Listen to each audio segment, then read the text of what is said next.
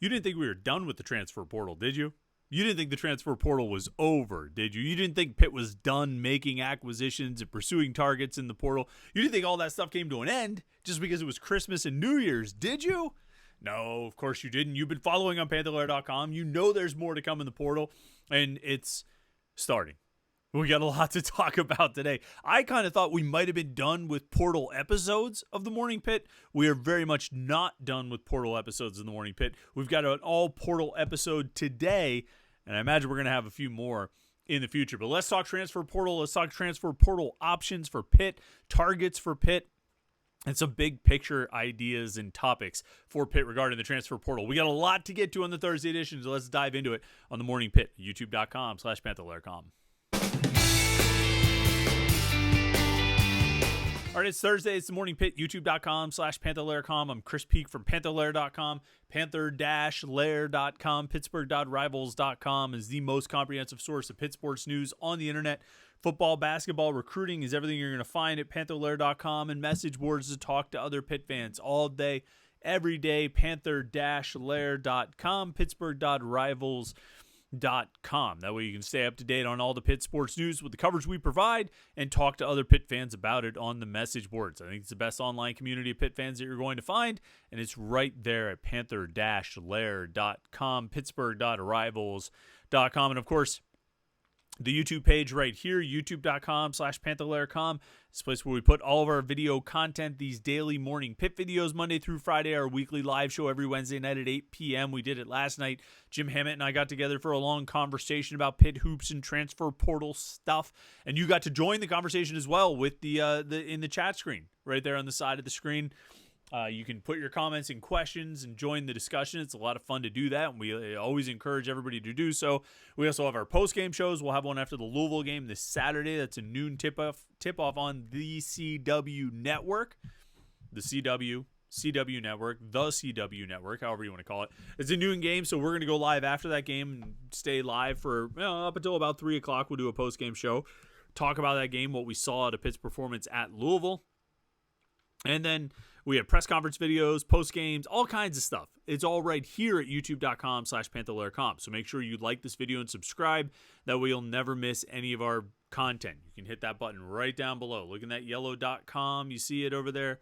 Yellow.com right down there. Click that thing. It's in the yellow.com is the blue subscribe button. Click that thing and you will be part of youtube.com/Panther-Lair.com. All right, transfer portal stuff. It's happening. Visits happening this week. Wide receiver coming in today. Offensive lineman coming in today. Offensive lineman came in for a visit yesterday. A linebacker came in for a visit yesterday. And we're going to start with the linebacker. I know there's another topic everybody wants to talk about. We'll talk about that as well. But we're going to start with the linebacker who visited yesterday. Key Thompson, linebacker from Ohio University, a guy who put up 190 tackles over the last 2 seasons, 16 and a half tackles for loss, 3 sacks, couple interceptions, a few forced fumbles, like 5 fumble recoveries.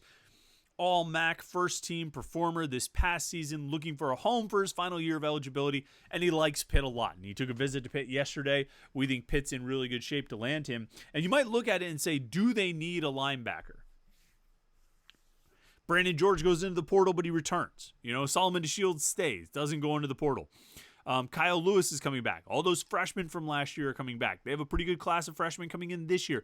Do they need a transfer portal linebacker? And I think the answer is, yeah, it wouldn't hurt to have a transfer portal linebacker coming in, because at the very least, if all a guy like Key Thompson can provide is to be a backup, and I'm not limiting him to that, but if that's all he does, then that's good. You've added an experienced, productive, all-conference player as a backup in your linebacking core, kind of like they did with Tyler Wiltz a couple years ago, or last year, however you want to refer to last season, 2022.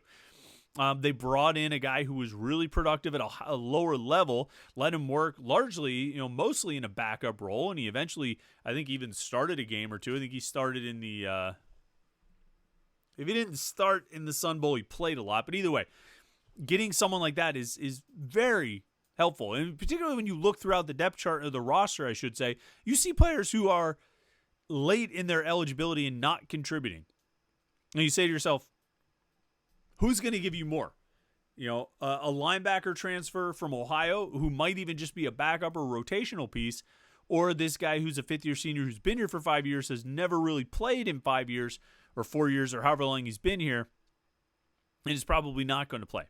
And it's not entirely this for that situation. It's not entirely we'll drop this guy to add that guy situation, but they are going to need numbers to open up in order to continue adding players. And if Key Thompson is one of the guys they want to add, and I think he is, he's going to probably give you more than a few of these other guys who are on the roster who probably don't have a whole lot to contribute. And I think you can probably make that judgment by now. And so I think Key Thompson could help, again, as a depth piece, a rotational piece. And I'm not even sort of resigning him to that. I'm not ruling out the possibility of him being a starting linebacker. Kind of looked like he played sort of a middle linebacker role at Ohio University last season. He could come in here and be the middle linebacker, or he could play, if Brandon George starts at middle linebacker and Solomon DeShields starts at star linebacker, Key Thompson could be the money linebacker, playing on the weak side of the formation. Then your backups could be Kyle Lewis and two of the guys who were freshmen last year. And, that means another one of those three freshmen from last year ends up on the third team with the three freshmen who are coming in this year. And I think that's a great group. I really do. I know I was really optimistic and very bullish on the linebackers last year, probably more than I should have been. Actually, no, not more than I should have been. I stand by everything I said. I think every expectation I put on the linebackers last year was merited. And I don't think those guys were as, played as poorly as it's somewhat perceived. I think Bengali Kamara fell short of expectations. I think I had high expectations for him. I certainly drove that hype train and built up the expectations of people who listen to this podcast or watch these videos or read the 321 column or things that I read on Panther-Lair.com. I built that up, readily admitted, and I'll stand by it. I think everything I said about Bengali Kamara, I had very good reason to believe. It just didn't work out for him this past season. He didn't play at the level that I expected him to. And quite frankly, he didn't play at the level that the Pitt coaches expected him to. Because I wasn't just making that up off the top of my head. The Pitt coaches sort of believed him. They very much believed in Bengali Kamara as well. And so I hyped up the linebackers a lot last year. I think they still played pretty well, but fell short of the expectations that I had for the group. But I think going into 2024... there's a chance for that group to be pretty good again and maybe improve over what they were last season. If Brandon George can settle in as the middle linebacker, if Jordan Bass or one of those guys or Kyle Lewis can be his backup, Solomon DeShields is an every down linebacker, I think. I think there's very little reason for him to come off the field beyond one or two series just to get some rest. He can play all three spots, certainly can play both outside positions. And then, you look throughout the depth there. If you put Kyle Lewis in the middle, then you can have Braylon Lovelace and Jordan Bass as your backup outside linebackers, which is pretty good, I think. I think those guys are going to be really good, and I think they're ready to play as sophomores. I think they're ready to make big contributions. And so, if you could get a veteran like Key Thompson to come and step in, either he's in that starting job, maybe as a money linebacker or whatever it may be, or he's working as a backup because Kyle Lewis beat him out, or one of the sophomores, Jordan Bass or Braylon Lovelace or Rasheem Biles beat him out, and then you've got a veteran guy with a lot of experience, again, who had close to 200 tackles over the last two seasons, and he's in your reserve. He's in your two deep, backing up those guys and playing a lot of snaps, rotating in. That's a good situation overall. That's a position where I think there's a lot of talent, but they could maybe use a touch of experience depth, at least to get through the 2024 season, and then probably have a really good returning experienced veteran group heading into 2025. But an extra guy to sort of bridge the gap from 23 to 20, or from 24 to 25, I don't think that's a bad thing. So I understand why they would be going for him, and why I think why I think they're in pursuit of Key Thompson. They've also got a couple offensive linemen coming in, one yesterday, one today. Not going to get too deep on those guys in particular, and I think they've got maybe one other that they're sort of eyeballing. They've already added Lyndon Cooper, an offensive lineman from NC State, but I think they're looking to bulk up that group just a little bit more on top of that. And they've got a lot of offensive linemen with Cooper and like 5 freshmen coming in. They've boosted that group up to about 18 linemen. But a lot of those guys are young. Like I said, there's 5 freshmen. There's 2 or 3 guys who redshirted last year, Ryan Coretta and Ty Ray. BJ Williams played as a true freshman last year. He'll be back as a true sophomore. And they return veteran players. Branson Taylor's coming back. Ryan Baer is coming back. Terrence Moore is coming back. And I think all 3 of those guys will be penciled into starting spots. Ryan Jacoby comes back from injury and should have you would think he'll be penciled into a starting job as well. Lyndon Cooper, you pencil him into a starting job, maybe.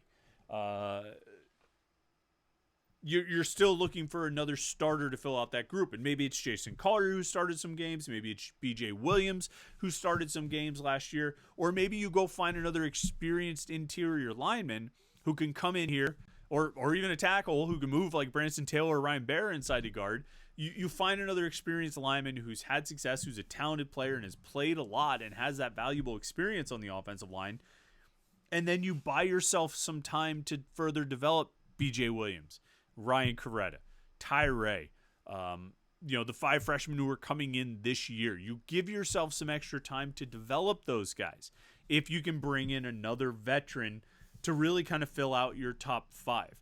And this is, this is something we'll talk about off and on. As we talk about the transfer portal, as we've talked about it thus far, as we talk about it today, as we talk about it going forward, you can do a couple things.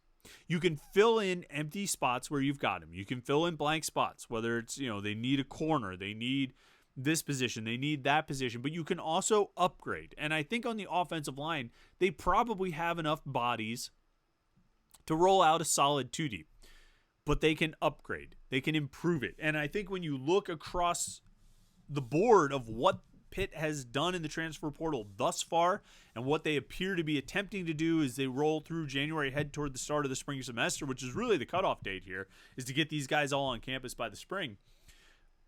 As you roll into it,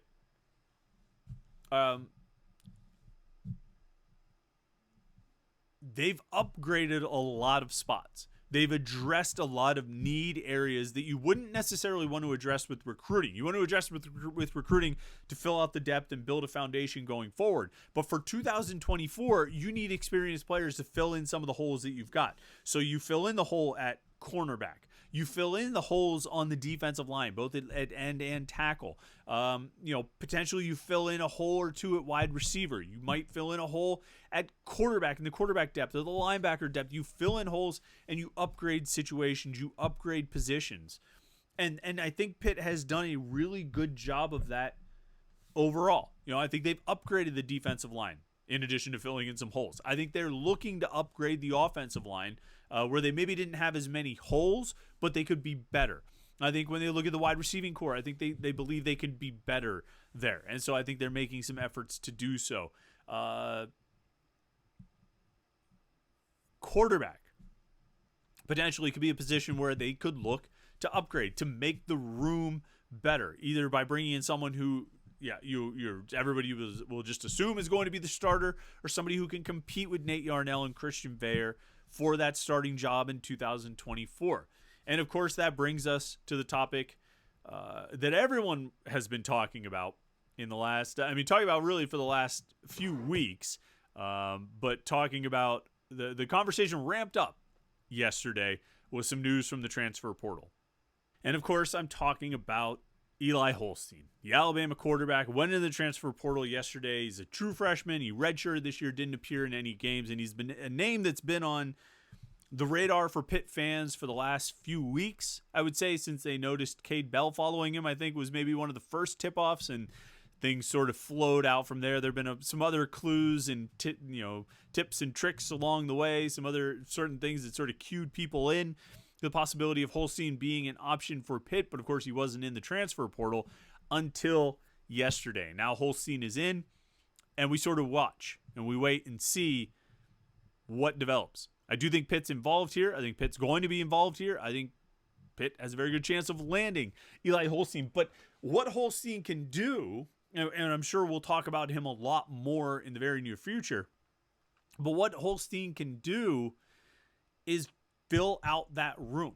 So you bring back Christian Bear, you bring back Nate Yarnell, and those guys are both going to be redshirt juniors in 2024, and presumably the competition would be between them. And if it was just the two of them, it should be Nate Yarnell's job. He was the starter at the end of the season, and he looked better doing it. And you go in, if I was Pat Narduzzi and Cade Bell and anybody else involved in this decision-making process, and I went into I went into spring camp, Nate Yarnell will be taking the number one reps. And if Christian Bear outperforms him, if Yarnell doesn't pick up the offense as well, if Bear seems to be able to run it better, then you make a change. But Yarnell is the starter in spring camp with something of a competition if Bear makes it one. And then Ty Diefenbach is like the number 3 behind those guys. And, you see what happens there. But now you're bringing in someone who's a really talented player, a very high pedigree, great offer sheet coming out of high school. It was just a year ago that he was ranked in the top 150 of recruits in the class of 2023 nationally. He was the number 9 pro-style quarterback prospect in the country, and a guy who came off a great high school career in Louisiana, where he threw for 70-some touchdowns over the course of 3 years as a starter, ran for another 30 or something like that. Playmaker. Just a playmaker, a big arm who moves pretty well, which seems like a good combination to me. You bring him into the room, and now you have another healthy live arm competing with Bear and Yarnell. And maybe he beats them for that job. Maybe he doesn't. Maybe Yarnell still wins that job. But if you're able to get Eli Holstein, you've now upgraded the room. This is what the portal gives you a chance to do on an annual basis, is turn over the bottom quarter or third of your roster and upgrade as much as you can. And whether Holstein, like I say, if he comes to Pitt, whether or not he's an upgrade over Nate Yarnell and Christian Bear remains to be seen. But his addition to the room makes the room better than it was before. If he ends up, following what I think a lot of people are sort of expecting to have happen, which is Holstein going to Pitt. And again, you're seeing what the transfer portal can do and the opportunities it provides for these schools and these coaches to upgrade the roster. The last thing, and maybe one of the most important components, and the part that actually brings you into the fold, you the fan into the fold, is the collective side of it. And Alliance 412 announced this week they hit their $1 million goal. I think they probably extended their deadline for the goal a little bit to try and get that number hit. But they hit it. They raised $1 million. The $1 million mission was accomplished. They raised $1 million in donations from Pitt fans, and that money will go toward upgrading the roster. For the longest time, Pitt fans have, for the longest time in college sports, I should say, it was very difficult, almost impossible, above board to directly impact the product on the field as a fan. You could donate to facilities and weight rooms and various kind of upgrades there. But in terms of actually upgrading the product on the field, you had limited options above board. Now you have very much a legal option. And you're seeing the schools that are able to succeed in the transfer portal and succeed in the NIL landscape have the strong, motivated, mobilized fan bases. And the schools that don't have those things are not having as much success. It is a 1-to-1 correlation. And I sometimes laugh about do we say the quiet part out loud when it comes to transfer portals and transfer portal and NIL and stuff like that. And I don't even think it's the quiet part anymore. It's just out loud. It is what it is. And so you can bury your head in the sand and pretend that it's not, or you can accept what it is and be involved. And I think, shout out to Pitt fans for getting involved. It probably took a little longer than they would have hoped, but they got there. They got the $1 million raised. And I reached out to a friend last night who's sort of, involved with Alliance 412, and I was like, hey, congratulations on hitting that goal. He said, thanks, not done yet. Got to keep going. Because it's never ending. And as much as we always talked about college football being an arms race, it's even more so now. But the reason it's now is because the more that fans donate, the more the coaches will have an opportunity to upgrade the roster with movable, actionable play now pieces who can help you win right away. It's the state of the world in 2024, and Pitt fans, kudos to them for answering the bell. So a lot going on with the transfer portal, a lot going on with NIL, a lot going on with the collective and all those things, and certainly a lot to talk about here on the Morning Pit. So I appreciate you tuning in. It's been fun as always. We'll have our Morning Pit mailbag tomorrow, so get your questions in on the message boards, the Between Fifth and Forbes message board on Panther-Lair.com. Lots of questions in there that we look forward to answering every week, so I appreciate everybody who contributes. Thanks for watching this video today. Thanks for watching videos all week. It's Thursday. We're almost to the end of the week, and then once we get past this weekend, we'll be able to settle into like the regular routine of sort of Monday through Friday. The last couple of weeks have been all thrown off, but settle into it and talk basketball, talk recruiting, talk transfers, and all those things. So thanks again. Appreciate it. Hope you've had a great week so far. Enjoy your Thursday, and we'll talk to you tomorrow morning on the Morning Pit right here on youtube.com/Panther-Lair.com.